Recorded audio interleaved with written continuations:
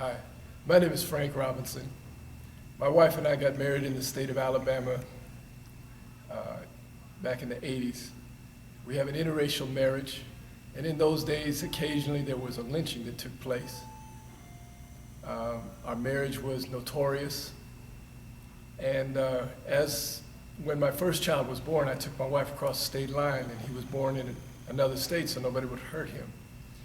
And what I began to do was consider my own mortality. I've had my life threatened, and what I began to do was to write letters to my children. My oldest son in particular, his book got further along than the others, and I wrote letters with the understanding that if something happened to me, I could still say things into their lives, speak life into the lives of my children. I deal with things like identity and purpose. Why are you here? And character. What kind of man are you going to be? And I spoke to him like he was a man, so that when he was a man, when he became a man, he could have this book. I worked on this book. This is a collection, Letters to a Mixed Race Son. And this is what it looks like now.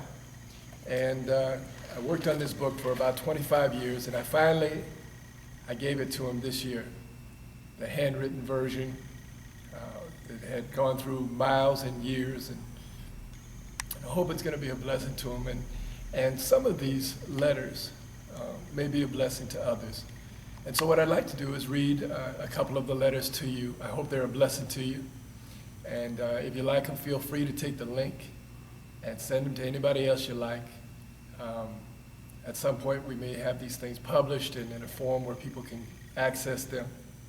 But as I said, I hope they'll be a blessing to you. I'm going to read the last two letters. This is from March 3rd, the year 2000. Dear son, you are a young man now, a young man I am godly proud of.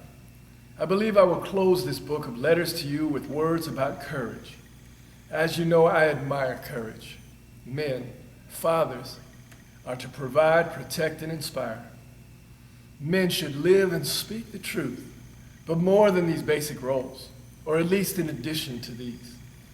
Men should show us courage. Men should show courage to their sons and daughters, to each man's wife, to other men, to his community, his world, to generations that follow, and to God. A man is to demonstrate courage. Now understand me, my son. It is not always courage to fight. It takes courage to walk away, to turn the other cheek, and to surrender the right to revenge. It takes courage to get back up when you have been knocked down, to stand when others run. Men are to show their sons not only how a man faces death, but how a man faces life. A man doesn't run away when he's afraid. He doesn't run away when it is hard. A man keeps his promises and stays there. That's courage. That's what a man does. Do it better than I have. Show your sons and show the world. Show our God to them. Son, let them say about you in words of deep respect and admiration for generations after you are gone.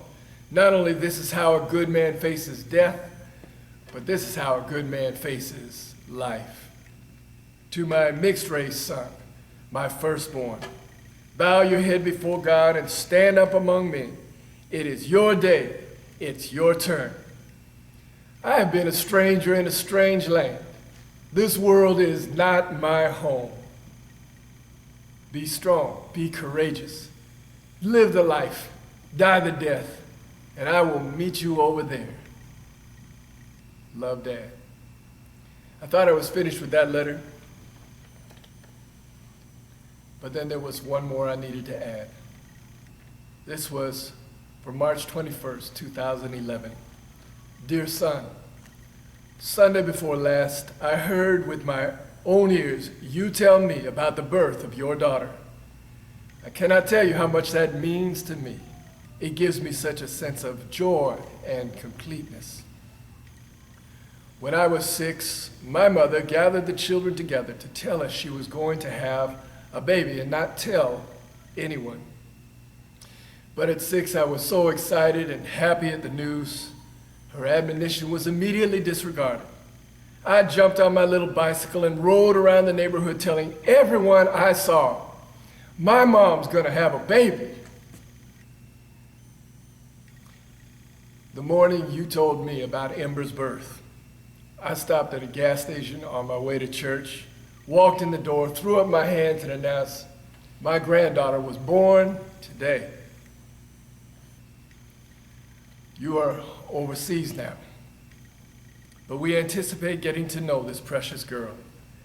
I listened as you told me how she is attuned to your voice, that when her eyes were covered as she was being treated for jaundice, you soothed her with your voice. You told me you said things to her like, we are all here. Everything is okay. You are safe. You are loved. There is nothing to be afraid of. I am right here. Well, the proverb tells us that children's children are the crown of old men, and the glory of children are their fathers. I can hear Father God speak to me and speak to us through your words to your daughter, who cannot yet understand language. She is made to understand love in your presence. I tried to be a good father, to learn from the flaws and the mistakes of my fathers before me. Now I want you to be a great husband, a great father, and a great man. Humble is the way. I love you so much. We are all here. Everything is okay. You are safe. You are loved. There is nothing to be afraid of. I am right here. Love, Dad. My boy's in Afghanistan now. I got to give him this book before he left. I understand he's writing letters to his daughter now. Thank you for taking this time with me, and hope you like it. God bless you. Bye-bye.